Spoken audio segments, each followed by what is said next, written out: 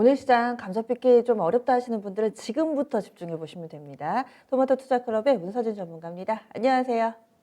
네, 안녕하세요. 네, 오늘 장 한마디 알려주세요. 네, 오늘장 한마디는 안정적 흐름이 예상되는 4월입니다. 이번 달 괜찮을 것 같다라는 분석이신데요. 어떤 이유로 또 그런 판단 내리셨는지 좀 알려주실까요? 네, 일단 제가 이제 시장을 거의 한 3개월 정도 좀 지지부진할 거다라고 이야기를 하면서 계속 좀 보수적으로 이 이야기를 많이 드렸지 않습니까? 근데 이제 이 4월이 들면서 이제 제 요런 생각이 살짝은 좀 변화가 생겼다라는 건데요. 중요한 건 미국의 금리가 10년물 금리가 좀 안정을 찾아가고 있다라는 거죠.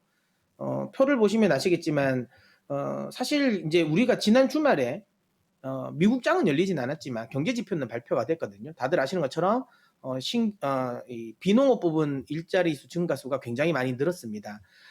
실업률도 6.2%에서 6%로 하락을 했고, 그다음에 이제 신규 고용 역시도 이제 90만 건을 넘겼죠. 시장에서는 한 60만 건 한 중반 정도로 늘어날 거다라고 예상했는데 그걸 굉장히 서프라이즈하게 넘겼습니다. 이 부분이 사실은 이제 월요일장에 이 미 국채 가격에 반영되지 않을까라는 우려감을 시장은 했는데 전혀 그런 모습을 보이지 않았죠. 오히려 국채는 최근 들어서 1.7 초반에서 중반 사이를 왔다 갔다 움직이고 있는 상황이거든요.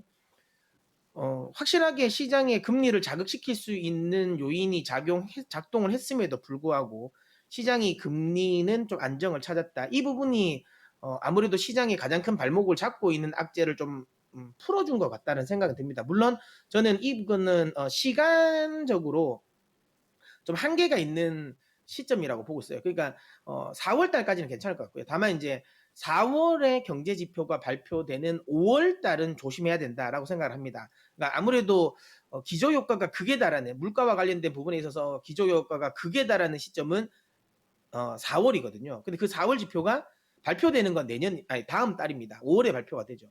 그러니까 아무래도 4월은 여러분도 아시는 것처럼 국제 유가가 선물 기준으로는 마이너스까지도 갔었던 달이거든요.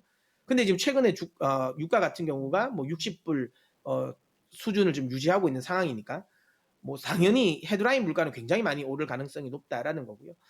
그다음에 코어 CPI 역시도 최근 들어 PPI 물가지수 상승을 보면 이번에는 좀 올라올 여지가 있다라고 보고 있습니다. 그래서 이 물가지표가 발표되는 그러니까 4월 물가지표가 발표되는 5월 달은 조심해야 되겠지만 상대적으로 그렇다면 4월 달은 시장을 누를 만한 악재가 크게 많지가 않습니다.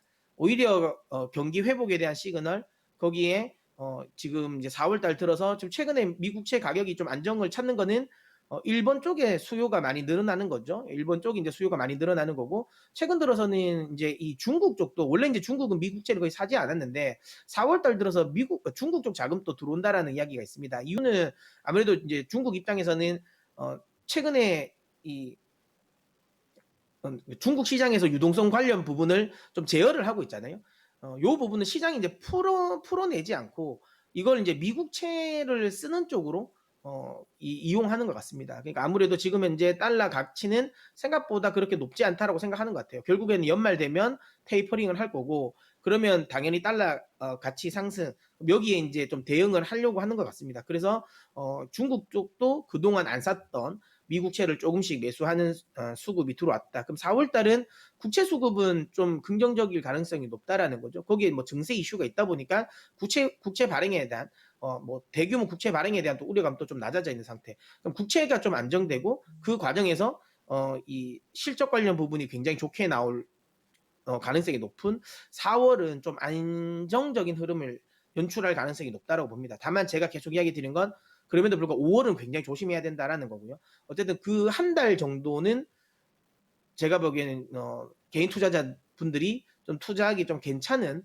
흐름이 연출되지 않을까라고 생각합니다. 그래서 좀 이제 지금은 그동안 좀 현금을 많이 마련해 두신 분이 있으시다면 좀 매수 쪽에 포지션 두시면 될 것 같고요. 뭐 늘 강조드린 것처럼 반도체 쪽에 좀 관심을 많이 가지셨으면 좋겠습니다. 삼성전자 1분기 잠정 실적 발표가 이제 내일이지 않습니까? 근데 이제 이게 자꾸만 바뀌어요. 지난주까지만 하더라도 8조 중반대였거든요. 컨센이.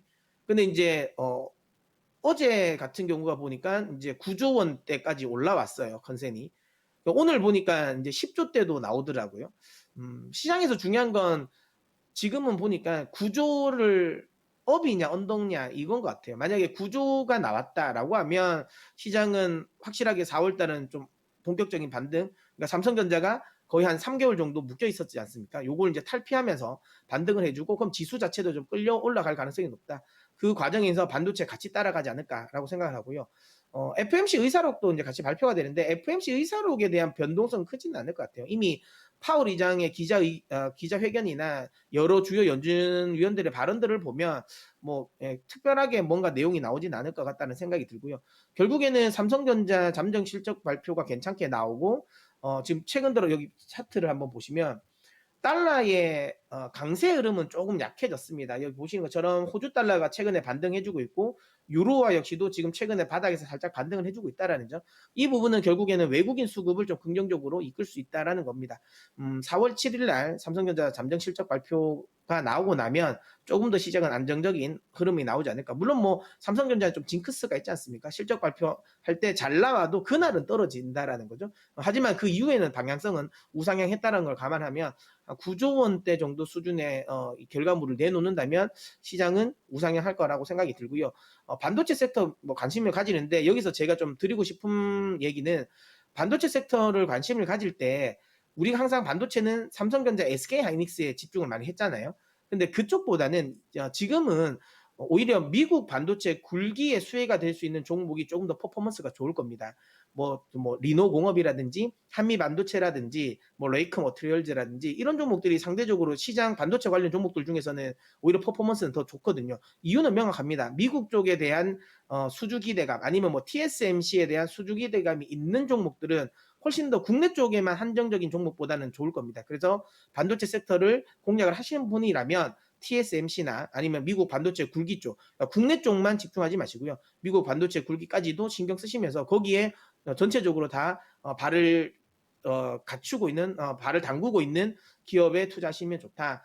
물론 가장 좋은 방법은 그냥 미국 쪽 ETF를 매수하시는 게 더 편하긴 할 겁니다. 속스죠.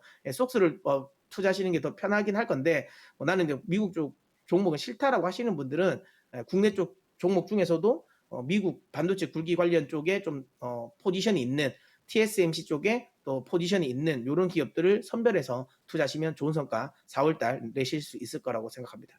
두루두루 시장에 투자 대안을 좀 주시네요. 미국의 ETF부터 또 국내에서도 이 미국 반도체 굴기와 관련된 종목군들 보자 이렇게 구체적으로 얘기를 해주시니까 좀 더 자신감을 얻으셨을 것 같아요. 오늘 말씀 고맙습니다.